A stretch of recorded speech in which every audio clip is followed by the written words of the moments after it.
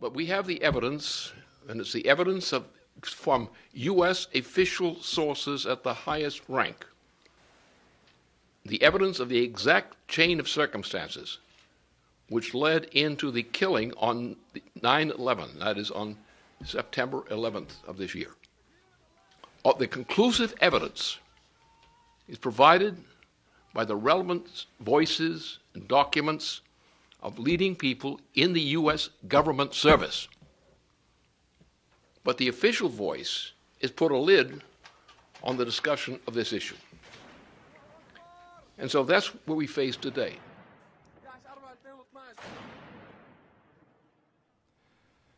To date, since the New York and Washington, D.C. attacks of September 11, 2001, the United States has lived under a Republican presidency and currently a Democratic presidency who protected the interests which made those attacks possible. The operation would be virtually impossible, save the illicit finances funneled via a brokered deal between British BAE Systems and Prince Bandar of the Saudi royal family. Tens of thousands of dollars utilized by two of the 9/11 hijackers for shelter and flight training lessons directly traced to Prince Bandar of Saudi Arabia's personal bank account, a fact that should have led to further investigation, but never did. What did occur was a cover-up. A cover-up continued under Barack Obama. A cover-up which served to keep the networks of global terrorism alive. A cover-up that led to the death of U.S. Ambassador Christopher Stevens on September 11, 2012. The events of Benghazi were not the result of an ignorant mistake. They are the result of Barack Obama's policies, as they were of his predecessor, and as they were of the man who ran both presidencies, Tony Blair. In truth, the last 12 years never saw a Republican or Democratic president occupying the White House as such, but an imperial presidency committed to British and Saudi enemy interests.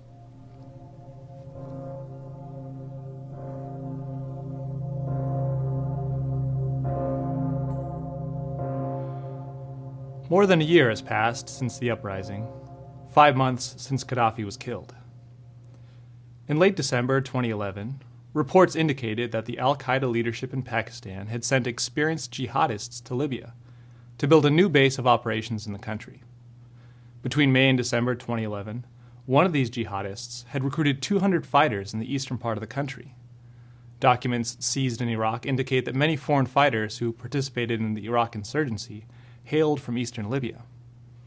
This small batch of fighters would have been dealt with quickly by a central authority were it in place. Until a stronger national army or guard forces developed, rural Libya will remain fertile territory for terrorist groups, such as al-Qaeda and the Islamic Maghreb.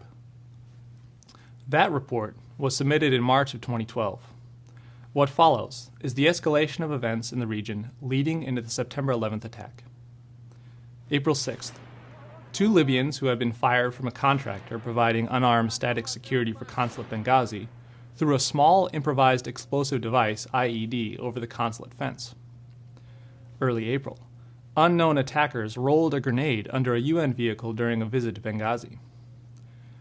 April 11th, a gun battle occurred about 2.5 miles from Consulate Benghazi, involving anti-aircraft guns and RPGs.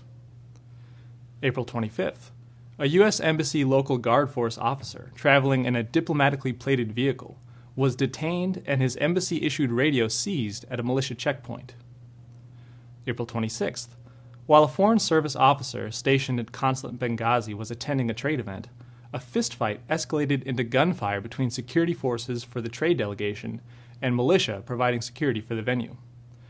A U.S. Foreign Service officer was evacuated by members of the 17th of February Martyrs Brigade, a Libyan militia stationed at Consulate Benghazi. April 27th, 2 South African contractors were kidnapped by armed men while walking through a residential area of Benghazi. May 1st, the deputy commander of Embassy Tripoli's local guard force was carjacked, beaten, and detained by a group of armed youth. Libyan security forces fought a gun battle with the assailants in order to recover a number of stolen vehicles and release other detainees. May 22nd, 2 RPG rounds were fired at the Benghazi office of the Red Cross, less than 1 mile from Consulate Benghazi. A Facebook posting that claimed responsibility for the attack said, "After we confirmed that the Red Cross was giving out the Bible to refugees in Benghazi, a group of mujahideen attacked the headquarters of the Red Cross with an RPG, and it targeted the meeting room inside the building. We didn't want to hurt the Christians, it is just a warning. We also didn't want to hurt any Muslims working there. So the Red Cross must take down their flag and close its offices in Libya. We announced that Libya is an Islamic state. Finally, now we are preparing a message for the Americans for disturbing the skies over Derna. June. Ambassador Stevens was in the habit of taking early morning runs around Tripoli along with members of his security detail. According to sources, sometime in June 2012, a posting on a pro-Gaddafi Facebook page trumpeted these runs and directed a threat against Ambassador Stevens along with a stock photo of him. June 6th. Under cover of darkness, assailants placed an IED on the north gate of Consulate Benghazi, blowing a hole in the security perimeter that was described by one individual as big enough for 40 men to go through. Later the same day, grenade attack on a British vehicle at approximately 11:45 p.m. 2 hand grenades used by an unknown person to target a marked British diplomatic vehicle parked outside of a hotel. Then, RPG attack on British ambassador's convoy, 2 security officers injured. After this string of incidents, the British consulate in Benghazi was shut down. All diplomats were removed from Benghazi, and to this day, the British have not reopened that facility. There was another bombing attack in June on the Red Cross headquarters in Benghazi, as the result of which the Red Cross, which is famous for operating in the most difficult frontline combat situations around the world, also shut down their entire operation in Benghazi. June 10th. On or about June 10th, 2012, a 2-car convoy carrying the British ambassador to Libya from a conference on reforming Libyan military law was attacked in broad daylight by a militant with an RPG. This attack was an important escalation in the violence against Western targets in Benghazi, as prior attacks had been at night and were often preceded by warnings from the attackers. Late June. The Red Cross building was attacked again, this time in broad daylight while people were inside. June 25th. Ambassador Stevens wrote a report. Libya's fragile security deteriorates as tribal rivalries, power plays, and extremism intensify.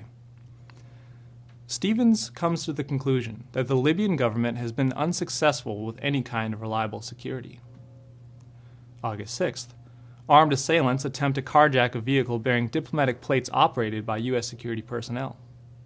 An August 2012 report commissioned by the Defense Department, Al-Qaeda in Libya, a profile, is released. It reads, Page 2.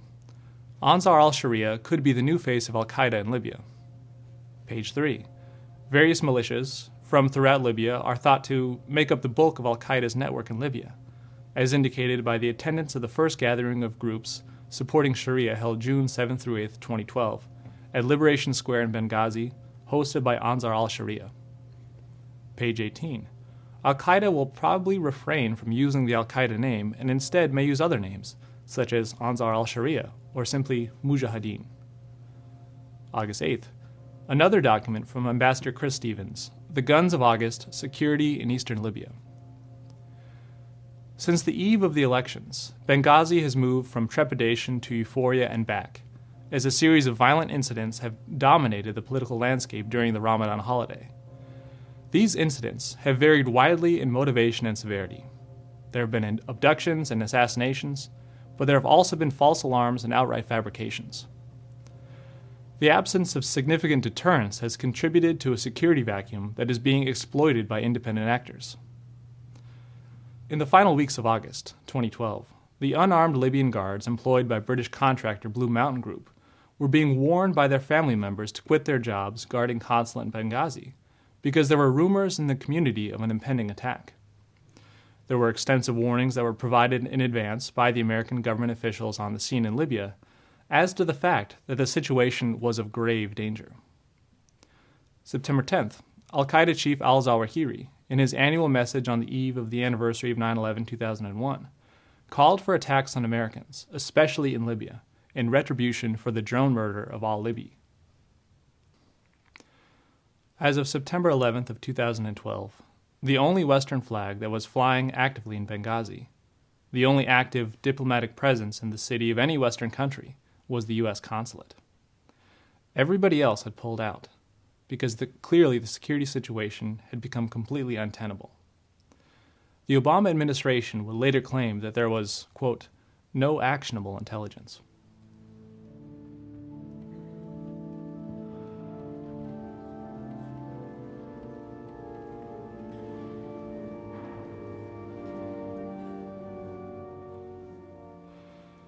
As the attacks occurred on September 11th, 3 emails were sent out from Benghazi consulate, according to the current public record.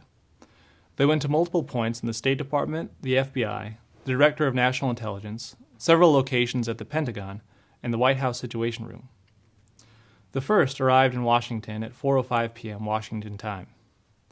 Subject: U.S. diplomatic mission in Benghazi under attack.